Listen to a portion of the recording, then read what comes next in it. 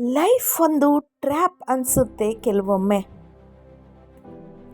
ಅದ್ಭುತವಾದ ಬಾಲ್ಯ ಕಳೆದು SSLC ಮಾಡಿ ಆಮೇಲಿಂದ ಶುರು ನೋಡಿ.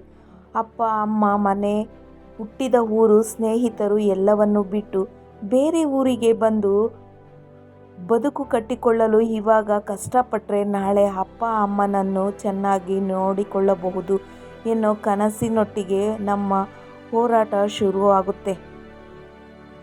PUC, ಡಿಗ್ರಿ, ಡಬಲ್ ಡಿಗ್ರಿ ಅಂತ ಬೇರೆ ತಿಳಿದೇ ಇರೋ ಊರಲ್ಲಿ ಲಕ್ಷ ಸುರಿದು ಮನೆ ಬಿಟ್ಟು ಯಾವುದೋ ಹಾಸ್ಟೆಲಲ್ಲಿ ಇದ್ದು ಓದುತ್ತೇವೆ.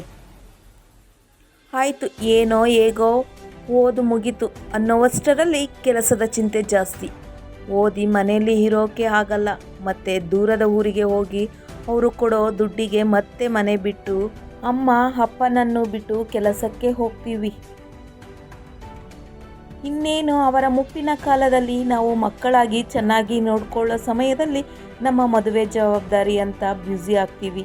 ಮನೆಯಿಂದ ಅಮ್ಮನ ಕೈತುತ್ತಿನ ಊರಿನಿಂದ ತುಂಬ ದೂರ ಬಂದು ಜೀವನ ಮಾಡ್ತೀವಿ.